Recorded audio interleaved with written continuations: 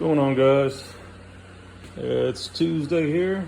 As you can see, I don't got the vehicle in here. I do got the sway bar pulled off. You get the new bushings on, so I just need to put that back on. Got an oil leak I need to figure out where that's coming from. I did change out the valve cover gaskets, the oil cooler gasket, so I got a couple suspected places that it might be leaking oil, but I'll figure that out later. Got the 3-row Hanson socket organizer and for the 3/8 drive, so that's looking good. And then I got the 3/8 stubby sitting in this thing. Not sure if this is what I want to do for long term, but right now it's not the way I want it set up because I don't really have space for this right now, so it's just kind of sitting on top here. That's not how I want it. Another thing I want to do is etch the numbers into these sockets, something a little bit more visible, especially these right here. I mean, they're not too bad.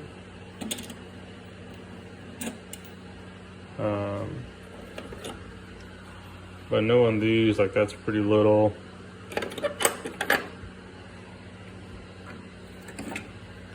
See, right now I got them written with a paint marker, but that's kind of gone off already. But otherwise, you only see the stamped, which when you're working on a car and you got sweat down your eyes and getting kind of fatigued, the last thing you want to figure out is what size is which. I mean, most time you can kind of figure out, but when you're digging through a pile of it sitting next to you, something a little bit easier. I've seen a couple things like on Chris Fix where he etched it with the vinegar and the salt solution. That one looks pretty good, so I might try that and see how that goes. So that's the plan for that. I still got the driver's side to do. I'll probably start on that this weekend. It is my daughter's birthday, so I'll see how much time I have, but I still gotta get those put in. This is the rear sway bar end length, rear sway bar bushing.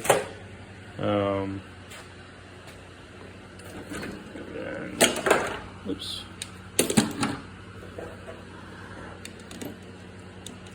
I will say I wish there was a socket organizer kind of like this for these swivel impacts. I was hoping that the Harbor Freight ones would work out, but when I pulled all these out, I mean, they sit in there pretty good, as you can see. But once you get down to about 18, because of the thickness of these, you run out of room. So that didn't work out. I like it because it has the sizes on there, but we'll have to figure out long term what I want to end up doing. Right now it's kind of I just look at the size based on the physical attributes of it. So, and I know it goes up to 24. So I started 24 here, 23, 22 all the way down. I believe it goes to right here, which is a 10. And then these are the deep 3/8 all the way down to the shallow 3/8. Oh, anyways. So this front end service kit from eBay, that was $31. Did very well. So this one is the perfect tool for taking off the knuckle from the lower ball joint on the Xterras. You get this on there, and then I paired it up with the 1/2-inch stubby impact with a stubby socket, which left me just plenty of room to get up on there and start pressing it out. That's with the control arm still on the car. Now, once you get the control arm off and then so on, then that's a different story. But So yeah, if you still have it on there, then you can use this tool and pretty much blast that thing off.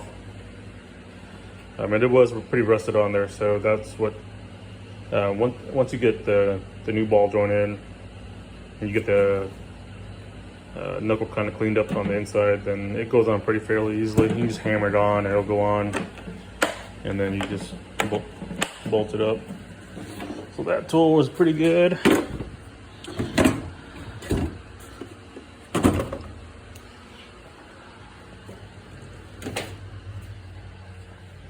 Yeah, and then these right here, I ended up just taking a cup from the ball joint press kit that matches up in size right here. It still has a little metal lip.